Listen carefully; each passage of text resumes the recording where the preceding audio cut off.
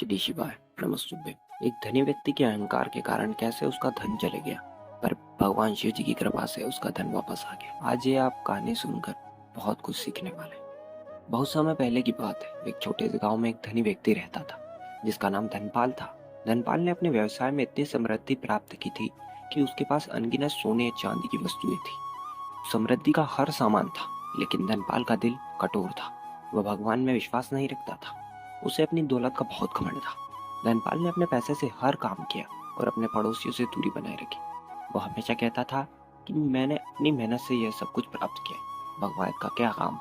धन तो केवल मेरे श्रम का परिणाम है। गांव में लोग उसकी इस कहानी को सुनकर इसकी बातें हंसकर टाल देते थे, लेकिन धनपाल की बातों ने सबका मन दुखाया। गांव के एक बुजुर्ग व्यक्ति ने कहा, धनपाल, अहंकार से हमेशा दूरी बननी चाहिए। तुम्हें यह समझना चाहिए कि धन स्थायी नहीं है, भगवान की कृपा से ही सब कुछ मिलता है।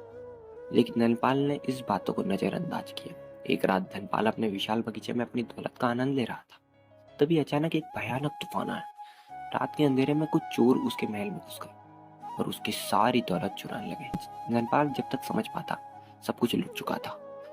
जब वह उठकर दहशत से बाहर आया तो वह देखता है कि उसका सारा धन, उसके महल के सभी मूल्यवान सामान, सब कुछ बर्बाद हो चुका है। धनपाल को समझ में नहीं आया कि उसके साथ ऐसा क्या हुआ। उसने अपनी दौलत को बचाने के लिए सभी उपाय किए, लेकिन चोर उसे धोखा देकर भाग गए। उसके आंखों में आंसू थे। वह जितना भी अमीर था, अब उतना ही गरीब बन गया। धनपाल के पास अब कुछ भी नहीं बचा। अचानक उसे अपनी जीवन की सच्चाई का एहसास हुआ। धन की पूजा करने वाले इस व्यक्ति ने भगवान की ओर बढ़ने का निर्णय लिया। उसने सोचा, अगर भगवान है तो वह मेरी मदद करेंगे। मैंने हमेशा उन्हें अनदेखा किया, लेकिन अब मुझे उनकी जरूरत है। वह गांव के मंदिर में गया। उसने पहले कभी नहीं कदम रखा था। वहां पहुंचकर उसने गांव के सामने सिर झुकाया और उसने रोते हुए कहा, हे भगवान, मैंने तुम्हें कभी नहीं माना। मुझे अपनी गलती का एहसास हुआ है। कृपया मुझे माफ कर दो और मुझे फिर से अपनी कृपा दर्शाओ। उस रात धनपाल ने भगवान से प्रार्थना की कि वह उसकी मदद करे और उसकी जीवन की नई शुरुआत करे। अगले दिन धनपाल ने अपने जीवन का नया मोड़ देने के लिए ठान लिया। उसने अपने पुराने व्यवसाय को शुरू करने का निर्णय लिया। इस बार उसने अपने काम में ईमानदारी और मेहनत का प्राथमिकता रखी और अपनी प्रजा की भलाई के लिए काम करने की ठानी। धनपाल ने अपने गांव के लोगों से मदद मांगी। लोगों ने उसकी मदद करने के लिए बिना किसी हिचकिचाहट के साथ हाथ बढ़ाया। उसने सभी को भरोसा दिलाया कि वह इस बार ईमानदारी से काम करेगा और किसी प्रकार की धोखाधड़ी नहीं करेगा। धनपाल ने छोटे छोटे व्यवसाय में निवेश किया और गांव के युवा लोगों को काम पर रखा। उन्होंने न केवल अपने लिए बल्कि गांव के लिए भी एक नई दिशा का मोड़ लिया। लोग धीरे धीरे धनपाल की ईमानदारी और मेहनत को समझने लगे। समय बीत गया। धनपाल की मेहनत रंग लाई। उसका व्यवसाय फिर से खड़ा हो गया। उसकी समृद्धि फिर से लौट गई। लेकिन इस बार वो अपने धन को गिनने से ज्यादा आनंदित था। उसने अपने गांव के लोगों की खुशियां बांटने का निर्णय लिया। उसने गांव के बच्चों के लिए स्कूल खोला, गरीबों के लिए भोजन वितरण किया। वह नेक कार्य करने में इतना व्यस्त हो गया कि यह भी याद नहीं रख सका कि उसका धन लौट गया। धनपाल ने अब भगवान के प्रति अपनी आस्था को गहरा कर दिया। धनपाल अक्सर मंदिर जाता और भगवान को ध्यान करता।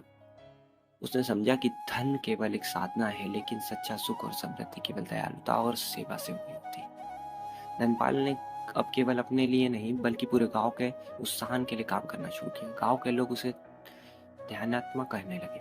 वह अपनी संपत्ति का सबसे अच्छा उपयोग कर रहा था और लोग उसकी प्रशंसा कर रहे थे। इस तरह धनपाल ने अपनी जिंदगी में एक महत्वपूर्ण परिवर्तन लाया। उसने समझा कि भगवान की कृपा से सब कुछ संभव। उस सच्ची समृद्धि, सेवा और दया में ही उसकी कहानी गांव के लिए प्रेरणादायक बनी। श्री शिवाय नमस्तु। श्री शिवाय नमस्तुभ्यम। मैं आपको आज एक ऐसे भक्त की कहानी सुनाने जा रहा हूँ जिसने अपनी कड़ी मेहनत और कड़ी भगवान शिव की तपस्या से सब कुछ हासिल कर लिया। एक समय की बात है। एक छोटे से गांव में सुरेश नामक एक युवक रहता था। सुरेश बहुत ही साधारण परिवार का था, लेकिन उसमें भक्ति की गहरी भावना थी। उसका जीवन भगवान शिव की आराधना में व्यतीत होता था। वह हर दिन शिवलिंग के समक्ष जाकर न केवल पूजा करता बल्कि अपनी समस्त समस्याओं का समाधान भी भगवान शिव से मांगता। सुरेश की भक्ति और उसकी नियमित पूजन विधि के कारण वह गांव में बहुत प्रसिद्ध हो गया। गांव के सभी लोग उसकी भक्ति की प्रशंसा करने लगे। लेकिन सुरेश की एक समस्या थी। उसके पास धन की कमी थी। वह अपने परिवार का भरण पोषण करने के लिए दिन रात मेहनत करता था, लेकिन वह फिर भी उसे संतुष्टि नहीं मिलती थी। एक दिन सुरेश सोचने लगा कि भगवान शिव की कृपा के बिना उसकी सभी मेहनत बेकार है। उसने निश्चय किया कि वह कड़ी तपस्या करेगा। उसके मन में यह विचार था कि यदि वह भगवान शिव को प्रसन्न कर सके तो उसकी सभी इच्छाएं पूर्ण कर देंगे।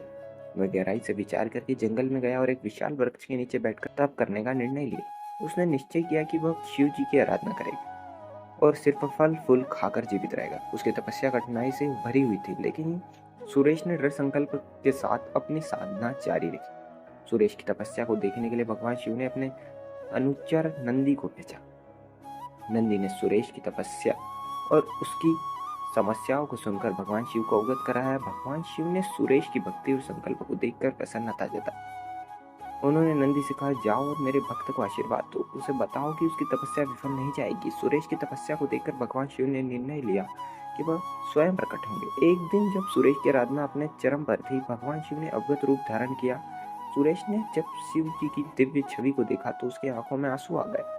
उसने भगवान शिव जी का स्वागत किया और कहा, हे महादेव, मैं आपसे केवल यही चाहता हूँ कि मेरे जीवन में सुख और समृद्धि आ जाए। भगवान शिव ने मुस्कुराकर उत्तर दिया, सुरेश, मैं तुम्हारी भक्ति से प्रसन्न हूँ। तुम्हारी तपस्या ने मुझे बहुत आकर्षित किया है। तुम धन, सुख और समृद्धि की कामना कर रहे हो, यह तुम्हारा अधिकार है। मैं तुम्हें आशीर्वाद देता हूँ कि तुम्हारा सारा दुख समाप्त हो जाएगा। तुम्हारे घर में हमेशा सुख शांति का निवास होगा। आशीर्वाद के बाद सुरेश ने भगवान शिव की कृपा को अपने परिवार से अनुभव किया। उसका व्यवसाय परस्पर होने लगा, उसकी आर्थिक स्थिति सुधर गई और उसका परिवार सुख शांति से रहने लगा। गांव वाले उसके जीवन में आए बदलाव को देखते हुए खुश थे और सुरेश की भक्ति की प्रशंसा करने लगे। सुरेश ने भगवान शिव जी की भक्ति कभी नहीं छोड़ी। उसने अपने धन का एक बड़ा हिस्सा गरीबों और जरूरतमंदों में बांट दिया। वह हमेशा भगवान शिव जी की पूजा करता रहा और उनका आभार मानता रहा। इस प्रकार सुरेश की कथा यह सिखाती है कि सच्ची भक्ति और दृढ़ तपस्या के माध्यम से हम अपने जीवन में किसी भी कठिनाई को पार कर सकते हैं। जय शिवाय। नमस्ते। एक समय की बात है, एक छोटे से गांव में एक भक्त रहता था जिसका नाम राम था। वह बहुत ही धार्मिक और गंगा मैया का बहुत बड़ा भक्त था। वह हर दिन गंगा नदी के किनारे जाकर पूजा करता था और गंगा मैया से प्रार्थना करता था। एक दिन राम को एक बड़ी समस्या का सामना करना पड़ा। उसकी पत्नी बीमार हो गई और उसके पास उसका इलाज कराने के लिए भी पैसे नहीं थे। राम बहुत चिंतित था और उसने गंगा मैया से प्रार्थना की कि वह उसकी पत्नी को स्वस्थ करे। उसी रात राम को एक सपना आया। गंगा मैया ने उसे सपने में कहा, राम, मैं तुम्हारी प्रार्थना सुनती हूँ। तुम्हारी पत्नी को स्वस्थ करने के तुम्हें मेरे पास आना होगा। राम ने सपने में गंगा मैया की बात मानी और अगले दिन गंगा नदी के किनारे गया। वहां उसने देखा कि एक बड़ा पत्थर है जिस पर गंगा मैया की मूर्ति थी। राम ने मूर्ति के सामने पूजा की और गंगा मैया से प्रार्थना की कि वह अब उसकी पत्नी को स्वस्थ कर दे। उसी समय एक अजीब चीज हुई। गंगा नदी का पानी राम के पैरों तक आया और फिर एक बड़ा लहर आया जिसने राम को गंगा नदी में धकेल दिया।